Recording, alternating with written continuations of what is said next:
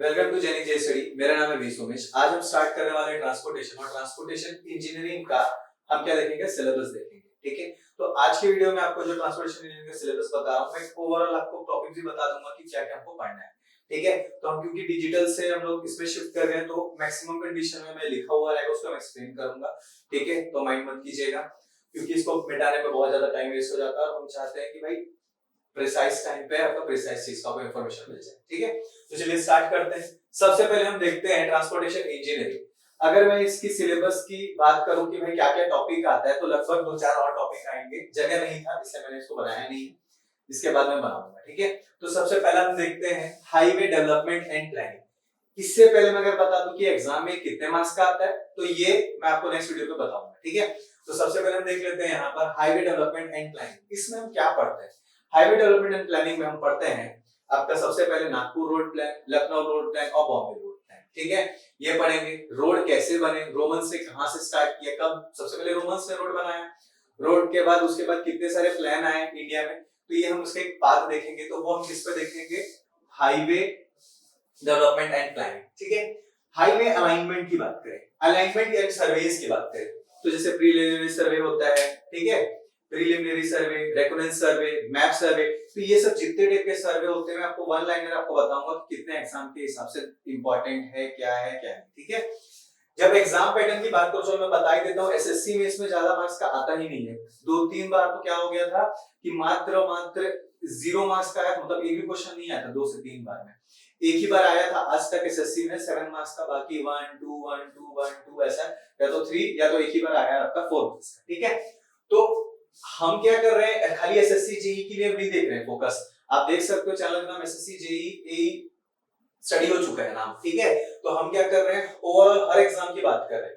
Basically अगर मैं question की बात करूं तो देखो मैंने आपको मॉस पढ़ाया है, ठीक है, फिर स्ट्रक्चर एनालिसिस पढ़ाया है जो कि कॉमन सब्जेक्ट की बात करें, ठीक है, जो कि स्लोप एंड डिफ्लेक्शन पे डील करता है। तो मैंने अगर आप देखे होंगे तो मैंने कंप्लीट पढ़ाया है थ्योरी और उसके बाद मैं क्या करवाया हूं, खाली जेई में आए हुए क्वेश्चंस को सॉल्व करना। तो अब क्योंकि हमारा नाम चेंज हो गया तो अब मैं आपको जेई के साथ साथ एई का भी बताऊंगा और कुछ जो एसईएस की बात करें, सिविल इंजीनियरिंग सर्विसेज की बात करें, मैं असिस्टेंट प्रोफेसर की बात करें या तो फिर हाउसिंग बोर्ड की बात करें, पीडब्ल्यूडी में पूछा जाने क्वेश्चन, जितने भी टाइप के क्वेश्चंस होंगे ना हम उसको डील करेंगे। ठीक है, और जल्द ही आपको एक सरप्राइज भी मिलने वाला है। तो देखो इस जगह पे हम अगर अलाइनमेंट की बात करें तो क्या देखते हैं कि अगर रोड की बात करें तो हाईवे जो होता है, जैसे कि हम क्या बोल सकते हैं, पेवमेंट जिस पर हम गाड़ी चलाते हैं, खुद चलते हैं, तो उसका एक अलाइनमेंट होता है, मतलब वो कैसे है, सीधा है, टेढ़ा है, तो वो अलाइनमेंट के बारे में पढ़ेंगे। तो वो सब किस में आएगा, आपका अलाइनमेंट में आएगा। फिर अगर मैं बात करूं हाईवे ज्योमेट्री एंड डिजाइन, ये हाईवे ज्योमेट्री एंड डिजाइन ये पूरे ट्रांसपोर्टेशन में सबसे इंपॉर्टेंट है, मतलब इससे इंपॉर्टेंट पूरे टॉपिक है ही नहीं। ठीक है, क्यों इंपॉर्टेंट है आप देख सकते हो, ज्योमेट्रिक डिजाइन के अंदर ही इतने सारे टॉपिक कवर करते हैं। ज्योमेट्रिक डिजाइन में आपको क्या देख सकते हो, इतने सारे टॉपिक है, 1 2 3 4 5 6 7, और ये सातों के सातों बहुत इंपॉर्टेंट है। ठीक है, देखते हैं इसमें क्या पढ़ते हैं। बेसिक एलिमेंट्स की बात करें तो इसमें जो हम पढ़ेंगे ना वो क्या पढ़ेंगे, कैम्बर के बारे में पढ़ेंगे। ये हम किसके बारे में पढ़ते हैं, कैम्बर के बारे में पढ़ेंगे। ठीक है, कैम्बर, कैम्बर क्या होता है, रोड में जब हम देखते हैं कि वो क्या होता है ना, थोड़ा सेंटर पॉइंट से वो उठा होता है या तो फिर कॉर्नर से उठा होता है, तो वो चीज हम पढ़ते हैं वो क्या होता है, कैम्बर होता है। और कैम्बर कंडीशन पे इसमें हम देखो 3 तरीके का कैम्बर होता है, एक होता है पैराबोलिक, एक होता है ट्रायंगुलर या फिर कॉम्बिनेशन होता है। तो वो कब किसको लिया जाता है और रेनी कंडीशन में कितना होना चाहिए, ड्राई कंडीशन में कितना होना चाहिए, जहां पर ज्यादा पानी गिरता है उस जगह पे, तो वो सब डिपेंड किस पे करता है, बेसिक एलिमेंट्स पे। कैम्बर से ट्रांसपोर्टेशन में बहुत अच्छे क्वेश्चंस पूछे जाते हैं और जो इंपॉर्टेंट है मैं जस्ट उसको ही लिखूंगा। ठीक है, तो बड़े ध्यान से देखिएगा। फिर मैं ग्रेडियंट की बात करूं तो ग्रेडियंट्स में हम क्या पढ़ेंगे, ग्रेड कंपनसेशन के बारे में पढ़ते हैं। ठीक है, ग्रेडियंट में हम क्या पढ़ते हैं, ग्रेड कंपनसेशन। इससे भी क्वेश्चन आता है जिसको हम जी बोलेंगे या तो फिर जीसी बोलेंगे, क्योंकि क्या होगा आपका ग्रेड कंपनसेशन। ठीक है, जिसको मैं क्या बोल सकता हूं यहां पर, ग्रेड कंपनसेशन। ठीक है, ग्रेड कंपनसेशन। तो ये ग्रेड कंपनसेशन की बात है तो एक छोटा सा फॉर्मूला है। ठीक है, यहां पर साइड डिस्टेंस की बात करें तो साइड डिस्टेंस के अंदर मैं दो टॉपिक को काउंट कर सकता हूं। कौन से दो टॉपिक्स काउंट कर सकता हूं, एक हो गया आपके एसएसडी, एक हो गया आपका एसएसडी, और एक हो गया आपका इंटरमीडिएट साइड डिस्टेंस और ओएसडी। ठीक है, ओवरटेकिंग साइड डिस्टेंस। ये मैं दो टॉपिक तो बोल रहा था, मगर ये दोनों एक ही लगभग हम मान के चलते हैं, क्योंकि ये बहुत छोटा टॉपिक है। मेन इसमें जो सबसे इंपॉर्टेंट है ना, वो सबसे इंपॉर्टेंट है आपका ये वाला टॉपिक, ये है आपका ट्रांस एसएसडी, ये है बहुत इंपॉर्टेंट, मतलब इससे क्वेश्चंस आपका ज्यादा आते हैं, ठीक है। इससे खाली ट्रिकी क्वेश्चंस आएंगे कि भाई अगर अगर मान लो मैं बोलता हूं कि वन वे ट्रैफिक है या टू वे ट्रैफिक है, तो तब के टाइम में आईएसडी की वैल्यू क्या होगी, इंटरमीडिएट साइड डिस्टेंस की वैल्यू, ठीक है। तो वैसे टाइप का आएगा। फिर आता है आपका हॉरिजॉन्टल कर्व, ये भी बहुत इंपॉर्टेंट टॉपिक है, ठीक है। हॉरिजॉन्टल कर्व पे कर्व से भी बहुत इंपॉर्टेंट, जैसे यहां पर भी मैंने कर्व लिखा है, ये कौन सा कर्व है इस कंडीशन में, यहां पर मैं बोलूंगा ट्रांजिशन कर्व, ठीक है। यहां पर कौन सा है, ट्रांजिशन कर्व। ट्रांजिशन कर्व के बाद एक और कर्व आता है, यहां पर कौन सा आता है, वर्टिकल कर्व, ठीक है। और एक कर्व आता है हॉरिजॉन्टल कर्व,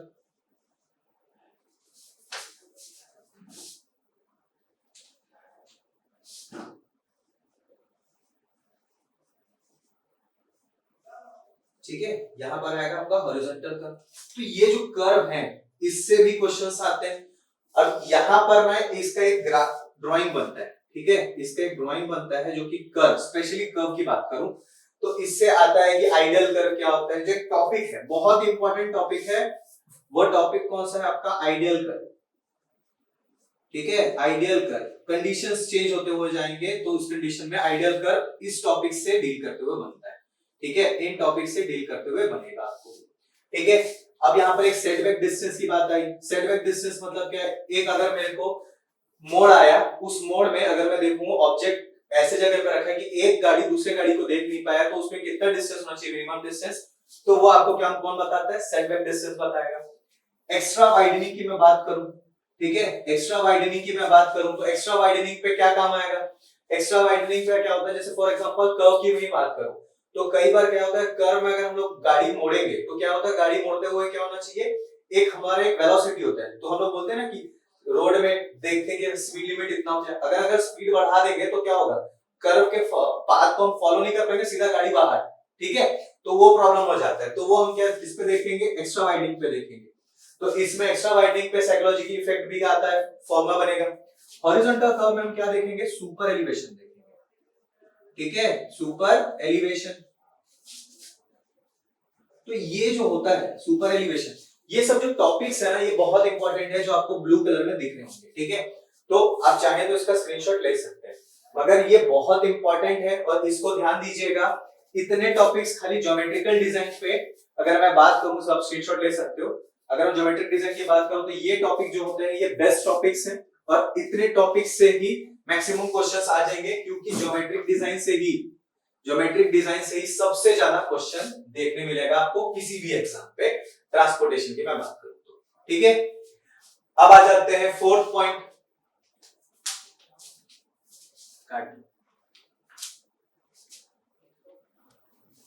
देखिए थर्ड पॉइंट तक हमने देखा था। फोर्थ पॉइंट की अगर मैं बात करूं तो क्या आता है, highway material and testing. Highway material and testing में हम क्या देखते हैं, हाईवे मटेरियल टेस्टिंग में हम देखते हैं कि भाई मटेरियल, जैसे फॉर एग्जांपल हाईवे में मटेरियल कौन सा लगेगा, एक लगेगा आपका एग्रीगेट, एक लगेगा आपका बिटुमेन, फिर सैंड, ठीक है। तो ऐसे जो भी एग्रीगेट लगते हैं उस पर टेस्ट होते हैं, ठीक है। तो वो जो टेस्ट होगा, जैसे फॉर एग्जांपल मैं इसको क्या बोल सकता हूँ, हाईवे कंस्ट्रक्शन मटेरियल भी बोल सकता हूँ, हाईवे कंस्ट्रक्शन मटेरियल भी बोल सकता हूँ, ठीक है। तो ये जो हाईवे कंस्ट्रक्शन मटेरियल की मैं बात करूंगा, इसमें क्या है आपका, टार देख सकते हैं, टार बिटुमेन की मैं बात करूं, ठीक है, तो ये होगा। फिर इमल्शन की बात किया, टैग कोड, प्राइम कोड, ठीक है, और उसके बाद आया कटबैक। तो ये सब जो चीज होता है ये बहुत इंपॉर्टेंट है, ठीक है, जिसमें सबसे इंपॉर्टेंट है आपका ये बिटुमेन हो गया। इससे क्वेश्चन सबसे ज्यादा देखने मिलता है, और या तो हम देखेंगे तो इससे ज्यादा सबसे ज्यादा क्वेश्चन पूछता है। इमल्शन की बात कर रही इससे भी आता है क्वेश्चन। अब यहां पर अगर मैं बात करूं कि भाई इसके बाद हम क्या पढ़ेंगे, तो इसके बाद हम पढ़ते हैं कि पेवमेंट डिजाइन। पेवमेंट डिजाइन में हम क्या देखेंगे, पेवमेंट डिजाइन में हम देखेंगे कि यहां पर या तो फ्लेक्सिबल होता है या तो रिजिड होता है। फ्लेक्सिबल पेवमेंट हम किसको बोलते हैं, फ्लेक्सिबल पेवमेंट हम उसको बोलते हैं जिसमें बिटुमेन लगाया जाता है, ठीक है। तो वो हमारा क्या होता है, फ्लेक्सिबल पेवमेंट। और यहीं पर अगर मैं रिजिड पेवमेंट की बात करूं तो रिजिड पेवमेंट आपका क्या होता है, रिजिड पेवमेंट आपका होता है कंक्रीट रोड, ठीक है। तो वो क्या होता है आपका कंक्रीट रोड होता है।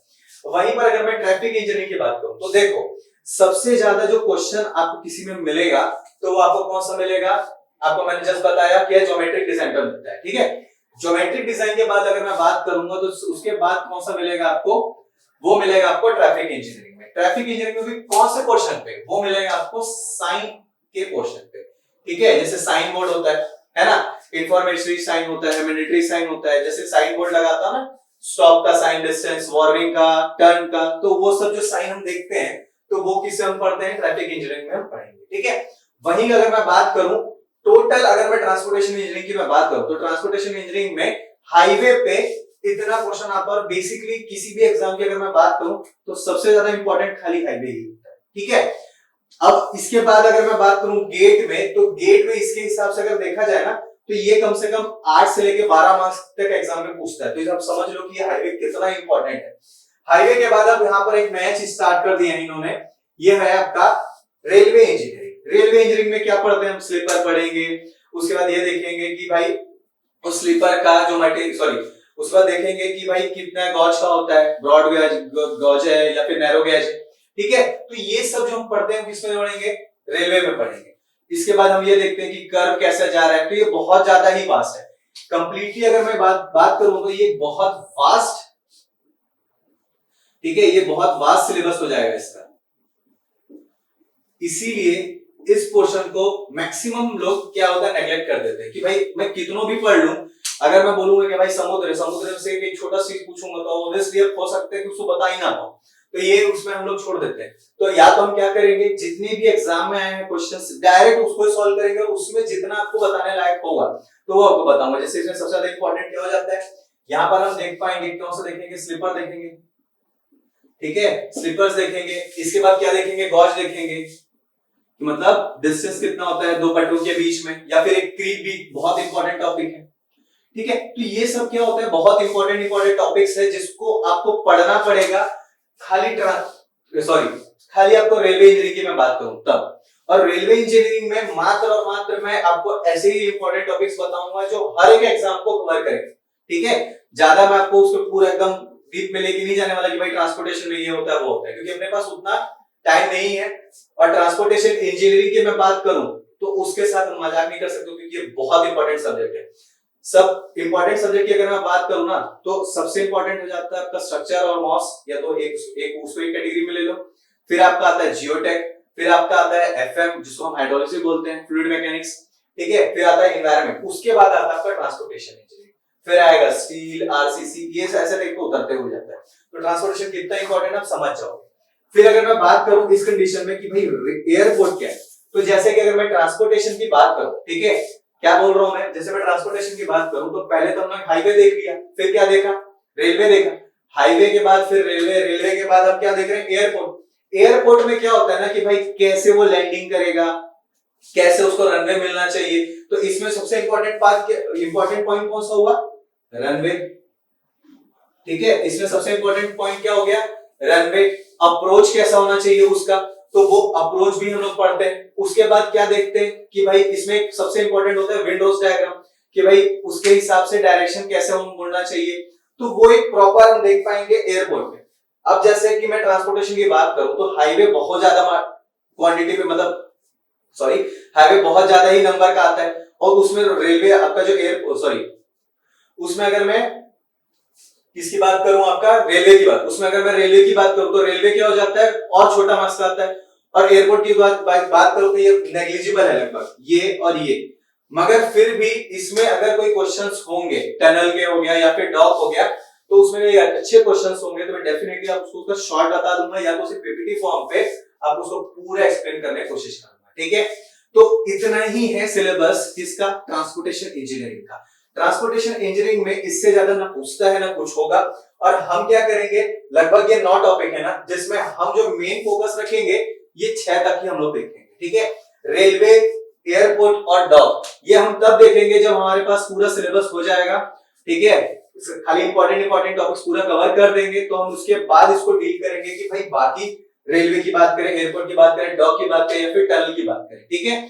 तो अगर मैं बोलूं कि भाई ट्रांसपोर्टेशन इंजीनियरिंग पढ़ना चाहिए एसएससी जेई के लिए, तो नहीं, क्यों? क्योंकि ऑब्वियसली यार इतने बार पेपर हुआ है, उसमें उसका वेटेज उतना खास आया नहीं है, ठीक है।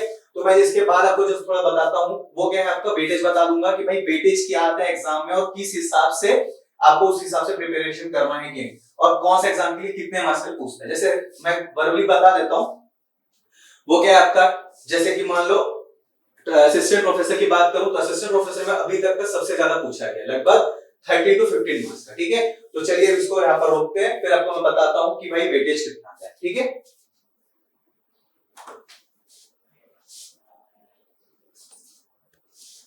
देखिए मैंने आपको जस्ट अभी सिलेबस बताया, सिलेबस के बाद ये हमारा देखते हैं कि मार्क्स वेटेज कितना आता है, ठीक है। ये मार्क्स वेटेज कैसा आता है, मैंने ये तीन इंपॉर्टेंट एग्जाम कंसीडर किया है, एक आपका है गेट, एक है आपका असिस्टेंट इंजीनियर, एक आपका जूनियर इंजीनियर, ठीक है। अब इसकी अगर मैं बात करूं गेट की, तो जस्ट मैंने आपको बताया ये 8 to 12 मार्क्स के लिए आता है, इसीलिए ये गेट एग्जाम में बहुत इंपॉर्टेंट हो जाता है, ठीक है। साथ ही साथ अगर मैं असिस्टेंट इंजीनियर की बात करूं तो देखो इसमें टोटल कितने एग्जाम मेरे को पता है, क्वेश्चन पेपर जो मेरे पास है वो टोटल ये 4 एग्जाम के क्वेश्चन पेपर है मेरे पास, और जेई के लगभग इसके 3 है, ठीक है। ये एसएससी जेई मैंने यहीं पर कंसीडर कर लिया, ठीक है। अब देखो अगर मैं बात करूं गेट की, तो ये तो आपको पता ही चलेगा कि भाई गेट में क्या इंपॉर्टेंट है, और ऑलरेडी मैंने सिलेबस में बता दिया कि सबसे इंपॉर्टेंट टॉपिक क्या है, ठीक है। अब यहां पर देखते हैं असिस्टेंट इंजीनियर में कि अगर अभी जस्ट अगर बात करूं मैं एसीएस का स्टेट इंजीनियरिंग सर्विसेज को छत्तीसगढ़ का पेपर आने वाला है, कब है डेट, ये आपका डेट आया है 15 जनवरी का, ठीक है। तो 15 जनवरी के पहले हमको क्या है पढ़ना है, तो हम कोशिश कर रहे हैं कि आपके लिए क्वेश्चन सीरीज लेके आए, ठीक है। तो आप देखिए इसमें पढ़ना चाहिए कि नहीं पढ़ना चाहिए। देखो यहाँ पर इस पे क्या लिखना है 4 to 7 मार्क्स का, ठीक है। 4 to 7 मार्क्स का है, और ये एग्जाम जो है छत्तीसगढ़ स्टेट इंजीनियरिंग सर्विसेज की बात करूं मैं, तो ये क्या बहुत ज्यादा डिले हो गया कोरोना के कारण।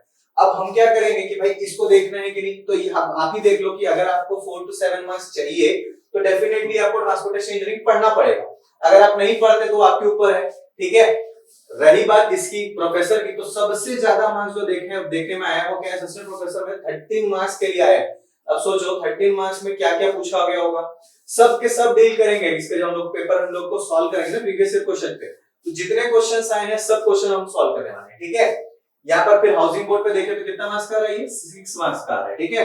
वहीं पर एनवायरमेंट कंजर्वेशन बोर्ड की बात करूं तो ये कितना आ रहा है, 9 to 10 मार्क्स का आपको मिल रहा है इस टाइप के एग्जाम पे।